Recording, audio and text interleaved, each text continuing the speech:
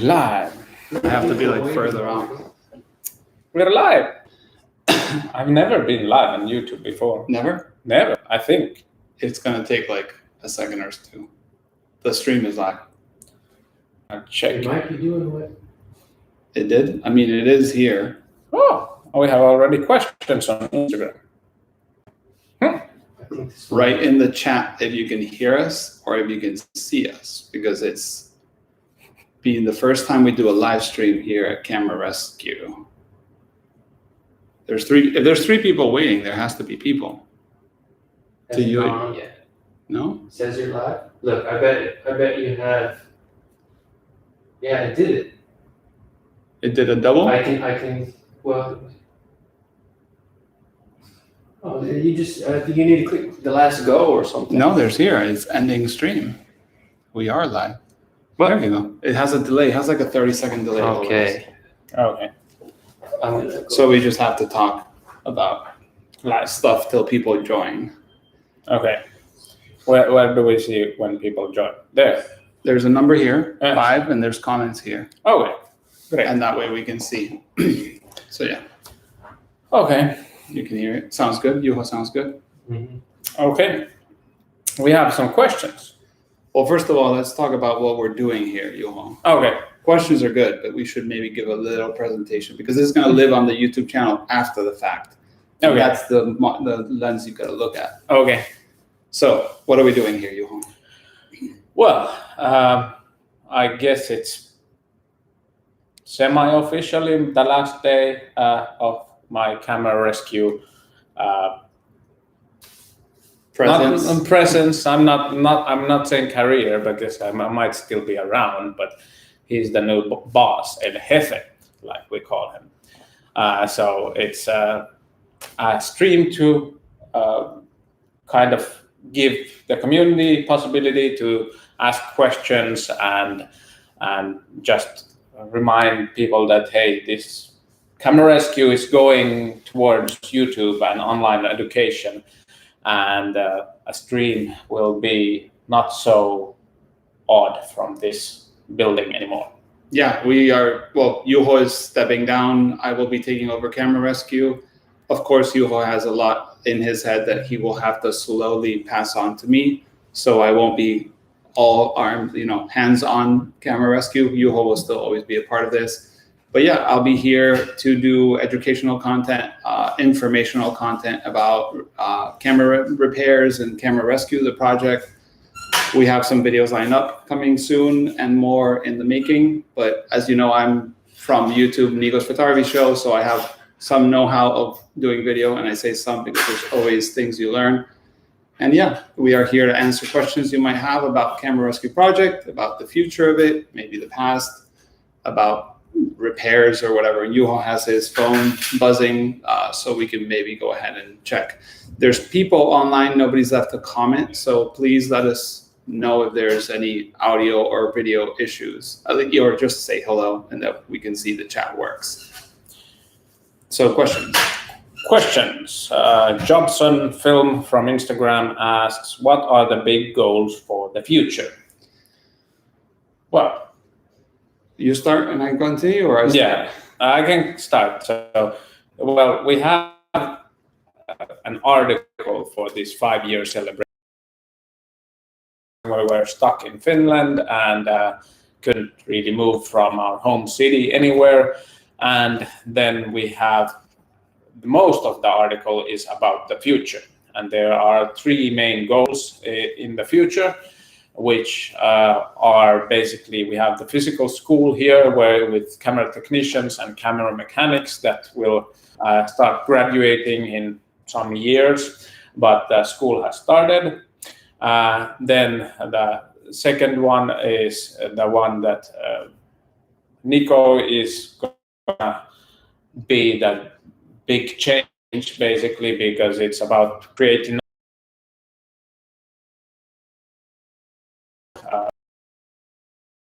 I do a lot of Instagram, but it doesn't sharing platform for sure. It's just glimpses of what happens here. So Nico is about to do that. And then the third one is about testing to be globally available, and by this I mean testing of film cameras, their light meters, their shutters. How does actually one test, or like how is a camera tested properly with the proper technical tools and machines, and why it's important. One of the biggest things we want to do as Camera Rescue too is the fact that we are not only about buying spares and teaching and the know-how, but also showing people that are currently shooting cameras that maybe not all cameras are in great condition because they're not new anymore. So they've been years and years being used, or sometimes just left on a shelf. And we want to provide, hopefully, the tools for people to check their cameras. We have a pop-up right now in Paris that people can walk in and test their cameras. Also for buying and selling is pretty cool because you can take a camera. Imagine a Mamiya 7 II, which is right now around 3,000 to 4,000 euros, and you want to buy it and you don't trust it. Hopefully there'll be a way that you can test that and get a certificate or something like it of the quality of the light meter works, like Juho said, the rangefinder is aligned, things like that. So this will be a service hopefully available to everybody as soon as possible. Yeah, well, testing it out now in Paris, and let's see how the community takes it, because obviously the camera market has become a wild west in the last 10 years. 10 years ago, when I started buying film cameras, it was basically, or I started 15 years ago, but like 10 years professionally, it was very simple because most of the cameras worked, and camera flipping was easier then. Yeah, and most of the cameras didn't actually when you sold them, they didn't go to use, they went to collectors, because there was a brief period when only collectors were really amassing cameras. And yeah, now it's different because they're going to use, and people are wanting to get good results, and they want precise results, and then there's 10 years more of decay and use in the old cameras. Okay, yeah. So I think there's a lot to work. We have some good leads on what we're doing. But yeah, any other question that we might have or mention? At least someone on YouTube is commenting, and I think the comment section is not really working great because we have like 4 comments that are stuck there. So we don't know exactly, but we can see here. Oh, yeah, we're live for sure. There's 12 people. Great. And the question is, will the CR team buy Nikon and Arri Alexa Mini LF? I haven't put the listing to like the request for an Arri Alexa, but it might be in the talks. Maybe they'll find one and rescue it soon. Yes, that's definitely the case. I don't know. He has already quite a good 6K camera, which I don't know. Like, where do you need 6K on YouTube? But it seems to be. So we can crop into the shots and people can see all the cameras behind us. Yeah. It's the camera, the light behind us. Let me see. We have more questions here coming on Instagram. This is actually a question for Jordan Yu. Mm-hmm. You can come but you don't have a microphone. He can pop between us. Can you pop in between us? Come. Maybe think of the answer first. Okay. Any plans for setting up alerts in Camera Store? This is Camera Store question. I don't. You're actually doing that. Yes. No promises as to a delivery date, but the plan is that as soon as we can in the future, you will be able to look at any item on that website and set up an alert to be notified when it's in stock. Any item, whether it's even available at the time or not. And just maybe we might also be able to provide potentially a list of upcoming stuff, because all of the stuff coming through the process actually can be, well, it is in a central system, so but not public. Yeah. But there is also kind of a nice element to a surprise, like, all these things are uploaded that maybe you're not particularly interested in. I mean, each person has a different interest, and then bam, out of nowhere, the thing you've been trying to find for 2 years is there. Yeah, I enjoy that. I'm always being a refresh every day camera store website and check the latest items, because I've been looking for lenses and stuff, and they pop, and you got to be fast. It's kind of like a little addicting to check, that's for sure. It's the toilet routine that we call it. Okay. I don't know. For those that need that. Yeah. What other questions do we have? Which one do you prefer, Canon new F1 or Nikon F3 series? I'm a Canon FD user. You're a Nikon. Yeah, I'm a Nikon guy. I like the EF Canon, the Black Beauty. It's kind of like, it was prosumer camera. It's still kind of underdog, fairly inexpensive. It takes like the batteries with a voltage regulator, so you don't have to be doing like weird stuff with the light meter. Yeah. And it's pretty small, even though built well. It's not like a Canon AE1 or the Canon F1. Like, one's bulky and professional, one's like more amateurish.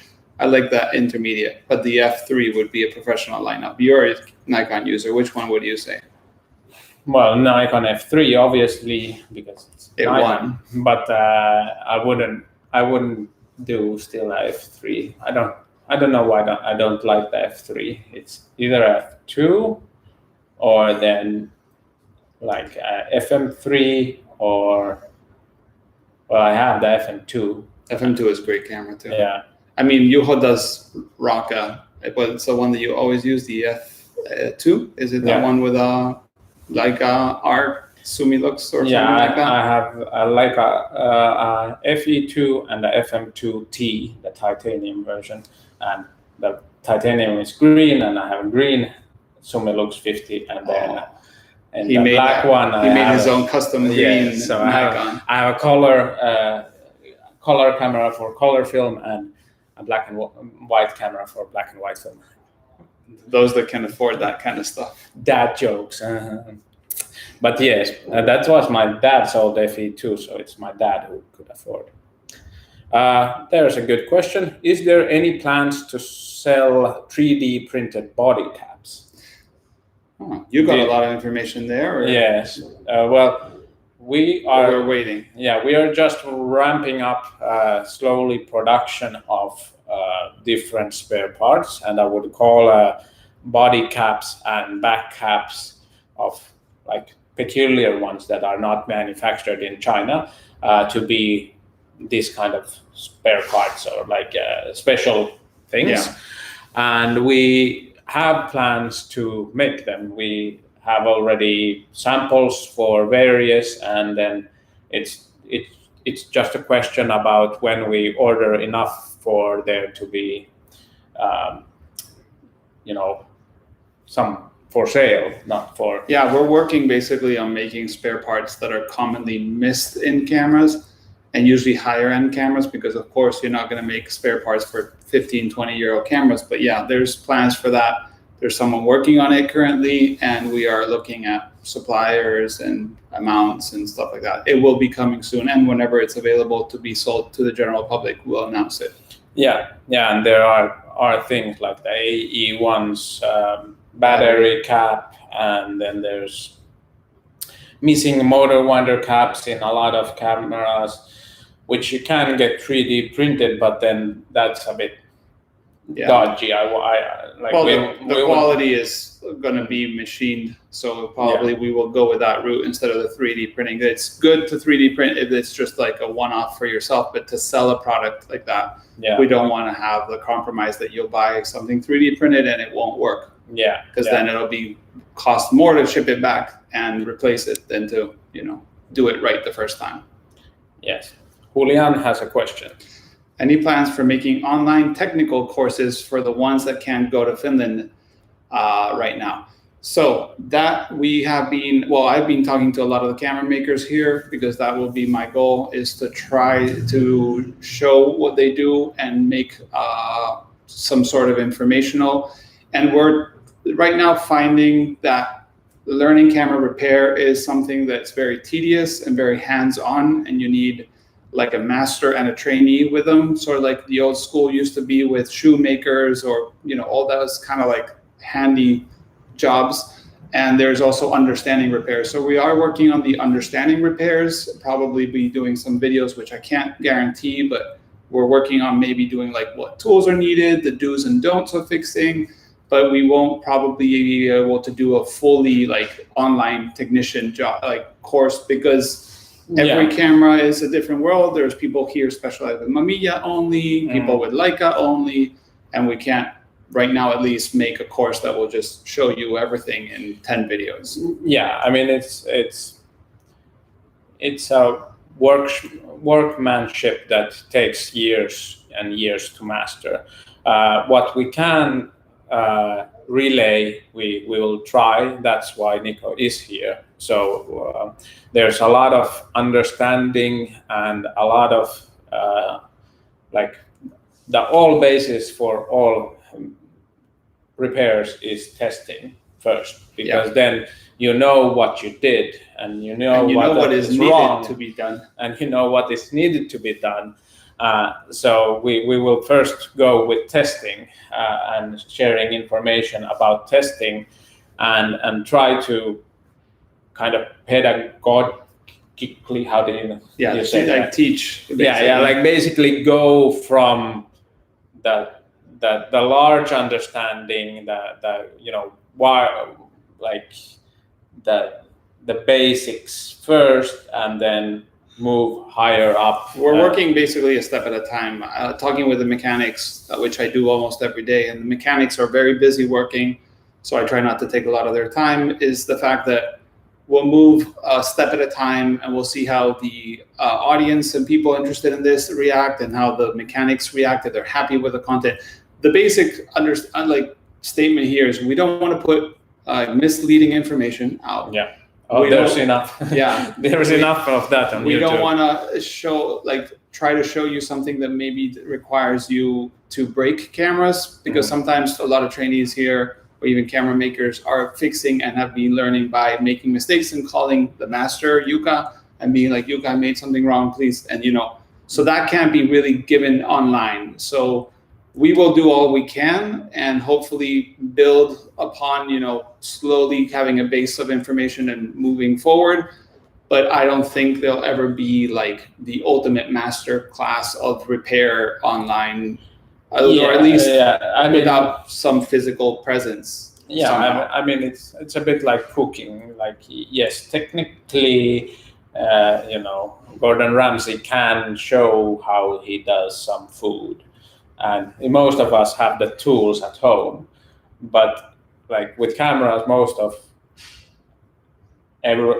one has the tools at home technically, and then even if something would be shown, the next camera can be different, because they're 50 years old, and it might have a different part. If you cook something wrong, you can just throw it in the trash. But if you break a camera, then that's a bigger mistake. Yeah. So we are going to show all we can that we are comfortable showing, because we also don't want to become the resource of half-baked information, or things that someone will be like, I took your course and we broke a camera. Like, it takes time. We want to be sure what we release.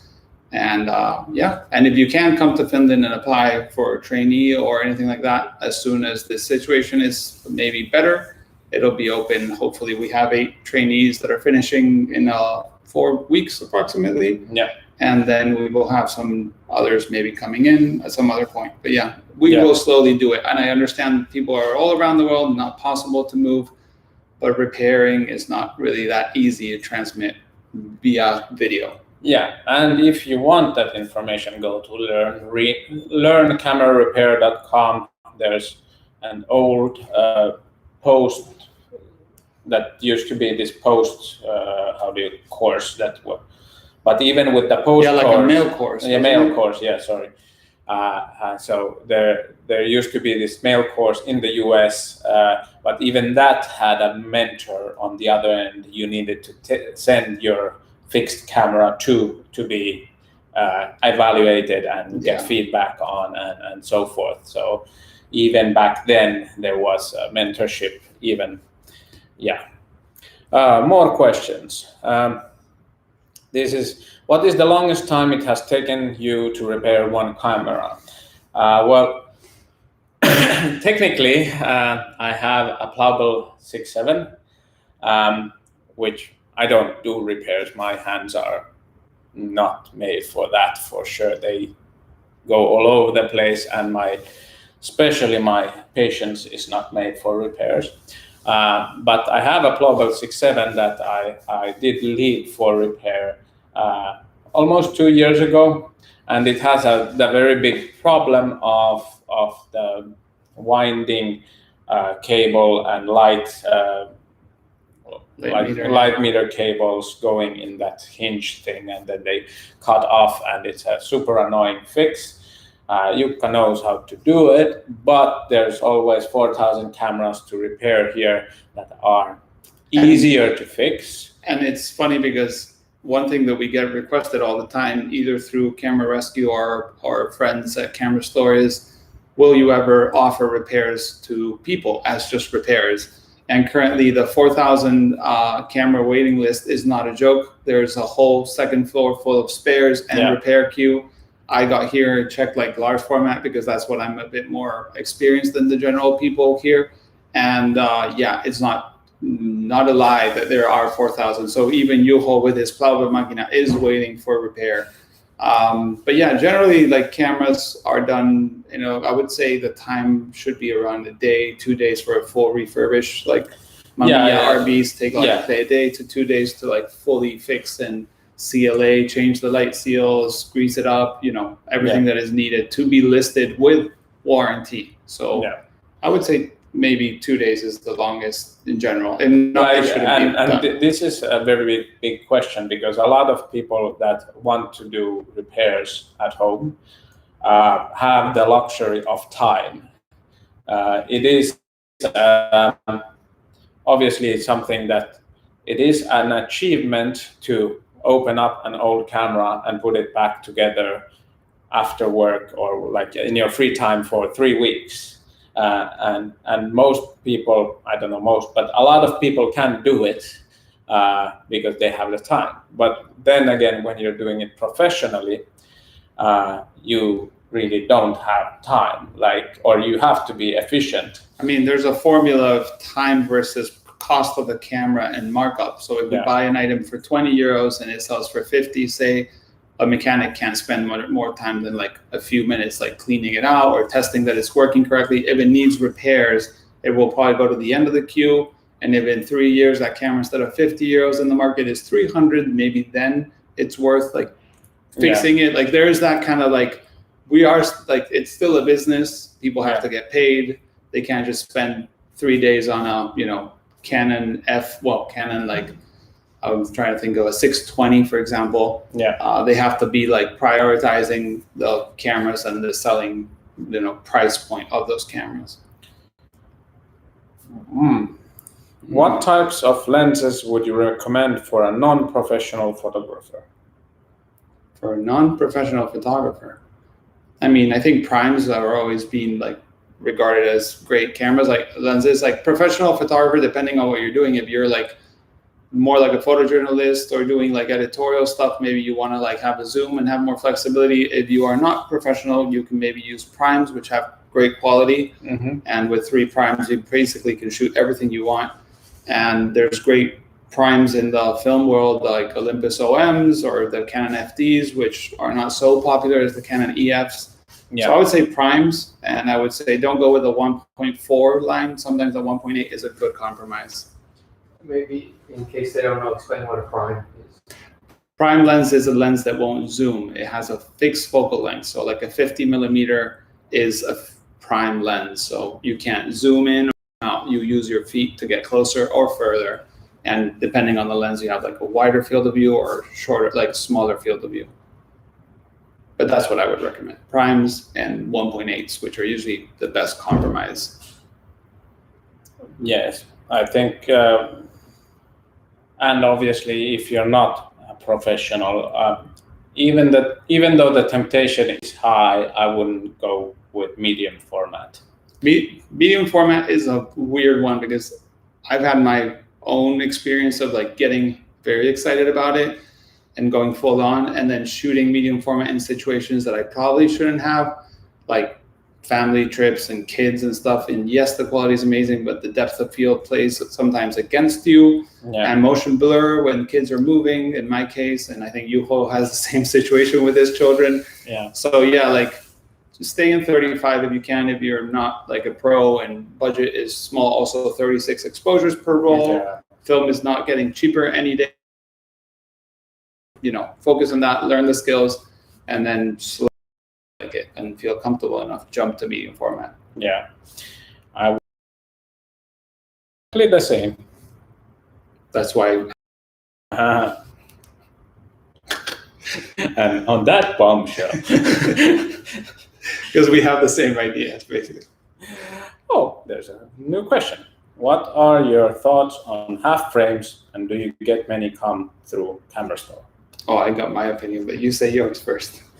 Half frames. I cannot make 72 frames in the end of my life. Like maybe if I let them loan it for half an hour, then it might get full at some point.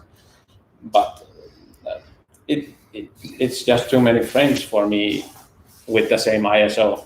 Okay, I have exactly the opposite thing. Is I find half frame to be the fun, and also film economy is amazing because you get more shots per roll because you're getting double the shots of any roll you load.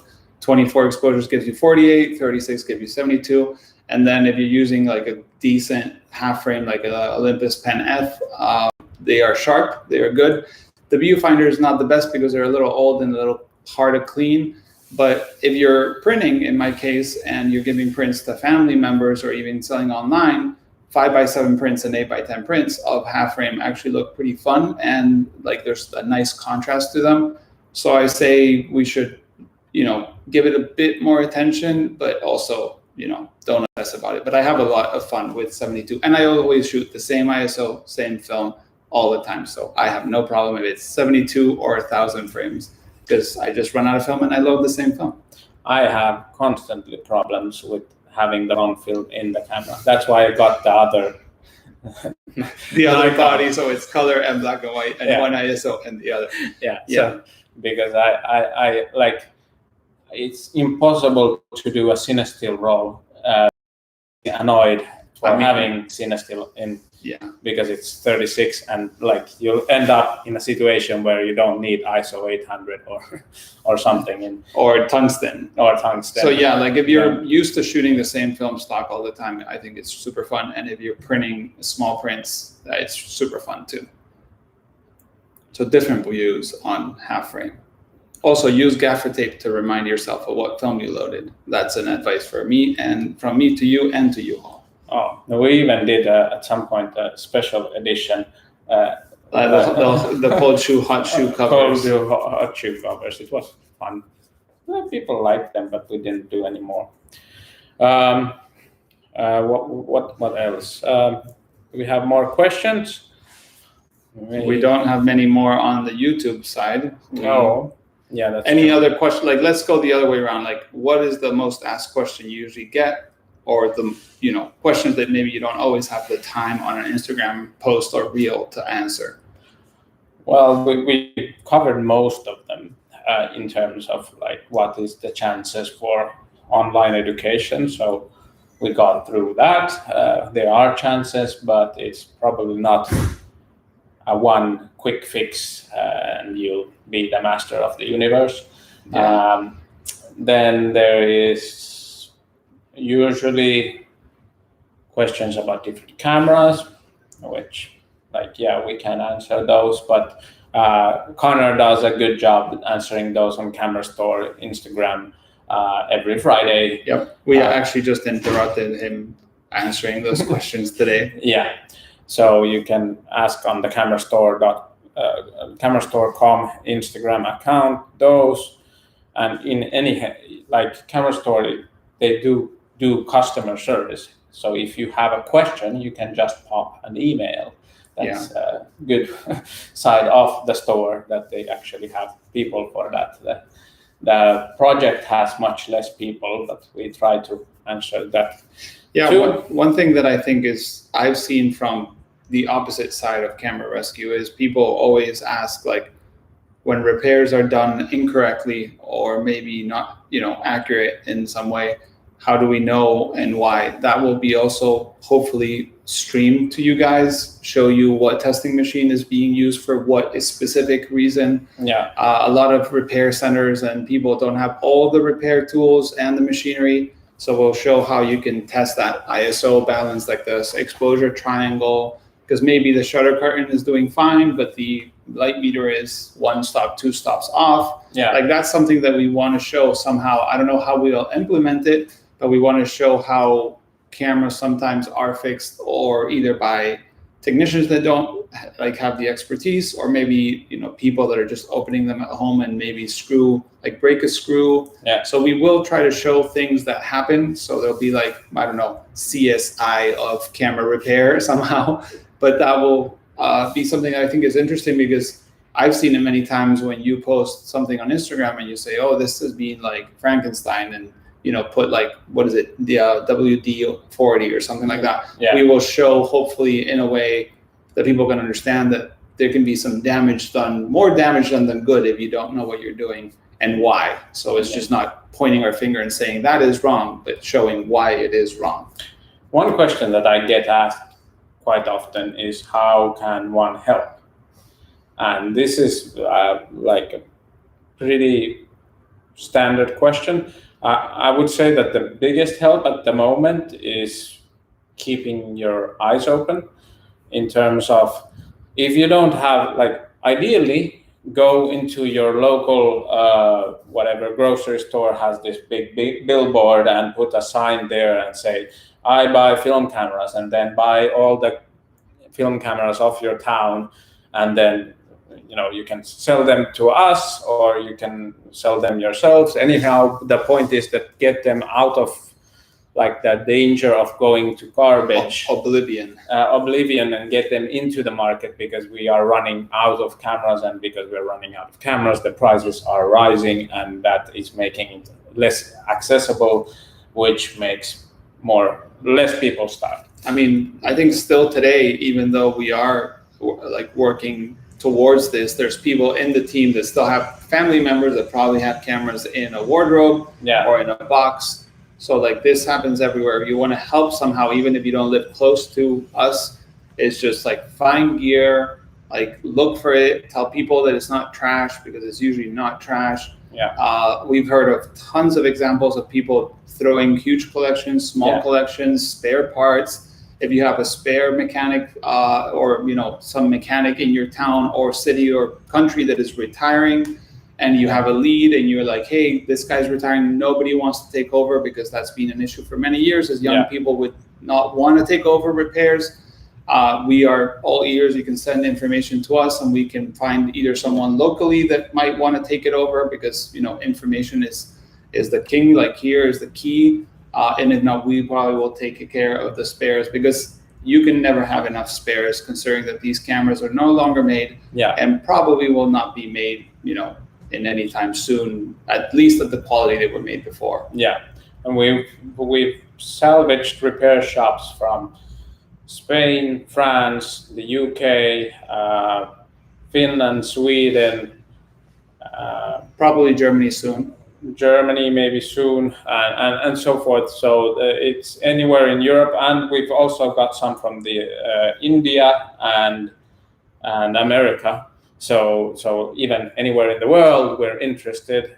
So if there's something too big for you to handle, just let us know.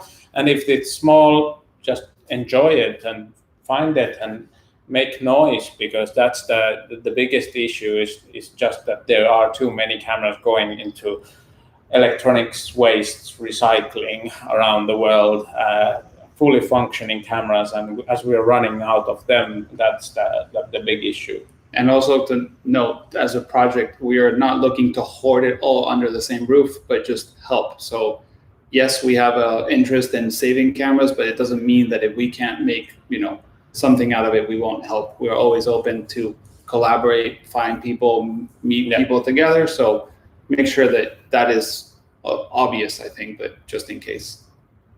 Jordan has something to say? Yeah.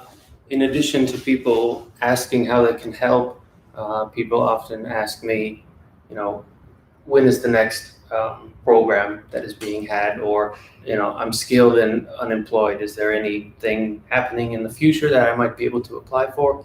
So for people that are interested in not missing the next thing they can get involved in, how do they make sure they don't miss that? Well, yeah. Follow us on Instagram, YouTube, Facebook, and also subscribe to the email newsletter, which is the easiest way because we will be posting these things. Email is the safest way because in the modern world and the social medias and the algorithms changing, subscribe to the Camera Rescue email and make sure it doesn't go into your trash.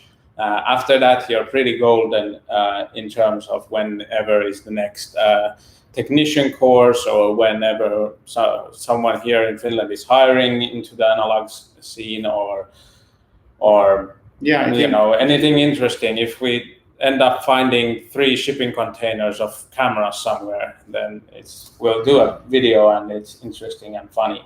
But subscribing to the email, newsletter is the biggest way, and there are like a 1 to 10 subscriber ratio. So please subscribe there. That'll be the best way to be aware of what's happening. Like Juho said, if we post a video and the algorithm decides it's not time to push it, then nobody will know.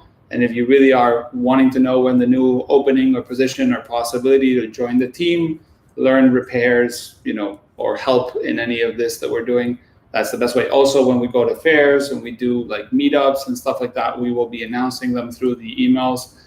It's the easiest way to get direct contact with us, basically. Obviously, we don't know where the world will go in the next months or so. But what we like to be in fairs, and we would like to have even maybe some short courses in Finland for shorter periods for something just introduction basically, and those would be interesting, but obviously we need to be also aware and safe, and you need to be able to enter the country also. And it's getting better hopefully, but subscribe to the email newsletter. We'll leave the link after the video goes live so you can make sure to subscribe. Also, this is also based on the fact that we were turning 5 years old, and we're doing a giveaway, which also grants you, by subscribing to any of those social medias or emails, you will have the possibility of winning some gear. So that's another cool way.